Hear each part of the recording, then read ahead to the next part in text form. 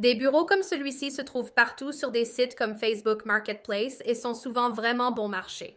Pour commencer ce projet, j'ai d'abord retiré tous les tiroirs du bureau et je les ai mis de côté. Ensuite, j'ai soigneusement retiré les panneaux en bois à l'arrière du bureau avec un marteau en faisant de mon mieux pour ne pas les casser ou les fissurer.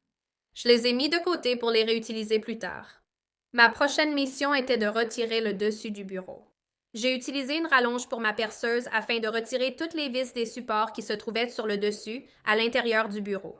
Une fois que j'ai retiré toutes les vis et les supports, j'ai remis le bureau à l'endroit et j'ai pu facilement enlever les deux parties supérieures. J'ai aussi utilisé un tournevis pour enlever la moulure avant. J'ai ensuite utilisé ma scie sauteuse pour couper les supports centraux, qui se sont facilement détachés, obtenant ainsi deux caissons séparés. Pour créer un espace de bureau plus long, j'ai commandé un plan de travail en bois massif de 74 pouces de long sur 25 pouces de large chez Home Depot. J'ai pu le faire livrer chez moi, ce qui a très bien fonctionné. D'abord, j'ai poncé rapidement le plan de travail en bois massif avec du papier de verre grain 220, je l'ai essuyé, puis j'ai appliqué 2 couches de polyuréthane des deux côtés du plan de travail, en ponçant légèrement entre les couches et en laissant suffisamment de temps pour que les deux côtés sèchent. Ensuite, j'ai dû fixer les caissons au nouveau plateau. Pour cela, j'ai d'abord dû faire un peu de calcul. J'ai tracé toutes les mesures au crayon sur le bloc de boucher, puis j'ai placé les supports sur le caisson, retourné le caisson à l'envers sur le bloc de boucher, et ensuite je me suis assuré que l'armoire était bien positionnée sur les repères avant de tracer les supports internes. J'ai retiré le caisson, aligné les supports avec les repères, puis prépercé des trous dans le bloc de boucher en utilisant les trous existants sur les supports. Une fois les trous percés, j'ai collé les supports en place sur l'armoire avec de la colle à bois, puis j'ai repositionné l'armoire sur le plan de travail en bois massif en alignant à nouveau tous les repères. J'ai ensuite refixé les panneaux de bois à l'arrière des armoires avec un mélange d'anciennes agrafes, quelques clous et de nouvelles agrafes. J'aimais la couleur du bureau, alors j'ai fait reproduire la teinte au magasin de bricolage et appliqué une nouvelle couche de peinture. J'ai aussi rafraîchi les boutons et les poignées avec un peu de cire dorée antique. Une fois que la peinture a été complètement sèche, j'ai assemblé le bureau, je l'ai installé et il est parfait. Maintenant, j'ai un bureau extra large fabriqué avec un plan de travail en bois massif et un bureau recyclé, idéal pour tous mes projets de bricolage. C'est la quatrième chambre de ma fille de 4 ans.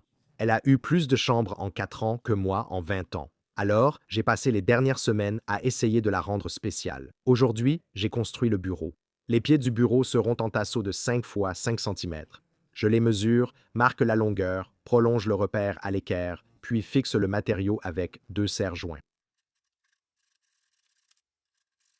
La coupe n'est pas parfaite, mais elle est droite, ça suffira. J'utiliserai des vis à trous de poche pour assembler les tasseaux et faire la base.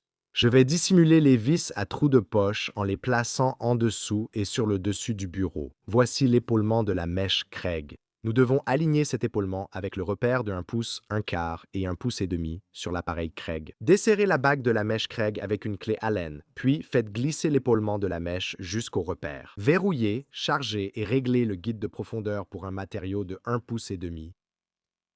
Fixez le gabarit Craig à l'établi avec un serre-joint et percé.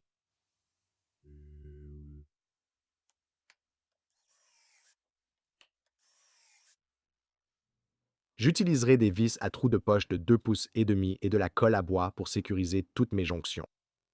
J'aime régler ma perceuse sur 14 environ et la laisser en vitesse rapide lorsque je fixe les vis. Cela évitera que la perceuse traverse le matériau et endommage la pièce. Continuez ce processus pour les 4 pièces de chacun des 2 pieds. Répétez ce processus pour construire chacune des 2 pieds. La dernière pièce résistait un peu, alors j'ai utilisé mon marteau pour la mettre en place. Fixez la pièce de support transversale à 15 cm du bas des pieds. Le serre-joint d'angle Craig maintient efficacement la pièce car la colle la fait glisser hors du repère.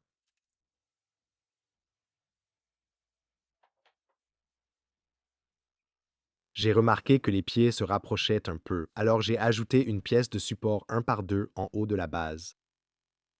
Prépercé et fixé à la base avec des vis pour trous de poche de 3,2 cm. Mesurez quelques centimètres à partir de l'avant et de l'arrière des pieds, puis utilisez un forêt plus large pour fraiser un trou afin de dissimuler les vis que nous utiliserons pour fixer la base au plateau. Enfin, utilisez un forêt légèrement plus petit que la tige de la vis et percez complètement à travers le dessus de la base. Je voulais donner à ce bureau un effet trempé dans la peinture, donc je masque tout au-dessus de la ligne des 15 centimètres avec du ruban de masquage. Le dessus sera teinté avec un vernis gomme-lac ambré et le bas sera peint avec une peinture à la craie blanche.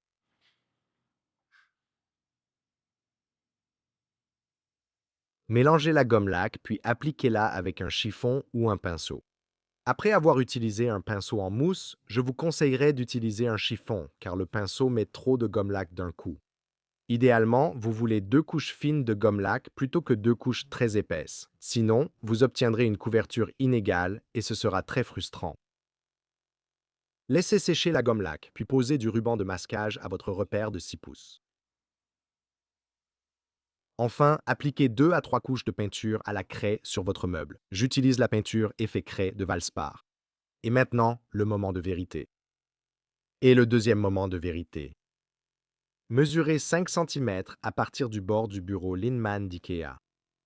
Tracez votre repère d'un bout à l'autre à l'aide d'une règle, puis répétez ce processus de l'autre côté. Alignez la base avec les repères et fixez-la au plateau à l'aide de vis à bois de 5 centimètres. Retournez-le et nous avons un bureau. Si vous cherchez une paire de tables d'appoint ou de tables de chevet, pensez plutôt à une ancienne coiffeuse vintage. Tout d'abord, je dois la démonter. Je retire tous les tiroirs, puis j'étudie comment la coiffeuse est construite. Cette coiffeuse étant assemblée avec des clous, j'insère un pied de biche entre le panneau arrière et la coiffeuse, puis je tape avec un maillet en caoutchouc pour les séparer. Je vérifie l'emplacement des clous et assemblage, puis j'enlève ceux accessibles avec un arrache-clous. Cependant, la plupart du temps, les pieds de biche, beaucoup de coups et finalement séparer les pièces à la main ont suffi. Maintenant, je retire toutes les poignées des tiroirs et je remets les vis d'origine à l'arrière pour ne pas les perdre. Je place tous les tiroirs sur du papier craft, les côtés vernis vers le haut, ainsi que la coiffeuse. Pour enlever le vernis, j'utilise un produit appelé QCS de Stripwell, qui est un décapant non toxique. Je vaporise le décapant sur toutes les surfaces vernies de la coiffeuse et des tiroirs, puis je laisse agir le produit pendant environ 10 minutes. Avec un couteau à mastic, je gratte le vernis. La plupart des pièces ont nécessité 2 passages. J'utilise un nettoyant pour surface que je vaporise sur les zones dévernies, puis j'essuie les meubles avec un chiffon. Ensuite, il faut réparer les côtés. À l'aide d'une ponceuse orbitale, je ponce les zones endommagées des tables de nuit et je ponce également légèrement le reste des côtés pour les préparer à l'étape suivante. J'utilise un couteau à mastic pour lisser le mastic à bois sur les indentations, recoins et fissures. Certains trous profonds ont nécessité 2 couches avec séchage entre chaque. Après plusieurs jours de séchage, je ponce le mastic pour le lisser, puis j'utilise une ponceuse orbitale sur les zones qui nécessitaient un peu plus de travail. J'enlève la poussière de ponçage avec un chiffon attrape-poussière. J'ai choisi une magnifique couleur de peinture appelée Cast Iron de Fusion Mineral Paint et je peins toutes les moulures avec un petit pinceau d'artiste. Comme les côtés sont lisses et larges, je choisis de les peindre avec un rouleau en velours Stahlmeister de haute qualité que j'ai acheté chez Fusion Mineral Paint afin d'obtenir une finition parfaite sans trace de pinceau. J'applique la peinture au rouleau avec de longs mouvements réguliers en gardant toujours une reprise humide. Le mieux est d'appliquer toute la peinture au rouleau, puis de repasser lentement dessus d'un bout à l'autre sans s'arrêter pour une finition très lisse. Pour peindre les poignées de tiroirs, j'utilise les vis pour les tenir et les pose sur des boîtes à œufs pour sécher. Maintenant que la peinture a pris, je retire le ruban de masquage pour laisser la pièce sécher complètement. Pour protéger les façades des tiroirs et les dessus de tables de nuit, j'applique une huile de finition et teinture naturelle de Fusion Mineral Paint. C'est un produit très facile à appliquer et à essuyer, et il offre une résistance digne d'un produit pour les sols. J'applique l'huile de teinture et de finition au pinceau jusqu'à couvrir la surface, laisse agir quelques minutes, puis essuie avec un chiffon propre et non pelucheux. Je laisse ce produit sécher toute la nuit. Une fois que la peinture aura durci pendant environ 30 jours, j'ajouterai également une couche d'huile de teinture et de finition naturelle pour renforcer la durabilité du meuble. Et le résultat final, ce sont 2 tables de chevet ou tables d'appoint absolument magnifiques et de haute qualité, personnalisées pour s'adapter à mon intérieur. La teinte du bois paraît maintenant si fraîche et riche, et elle est aussi lisse que de la soie, ce qui contraste magnifiquement avec la teinte profonde et somptueuse de la fonte, créant ainsi une combinaison superbe et intemporelle. Merci d'avoir suivi Home Talk, à la prochaine.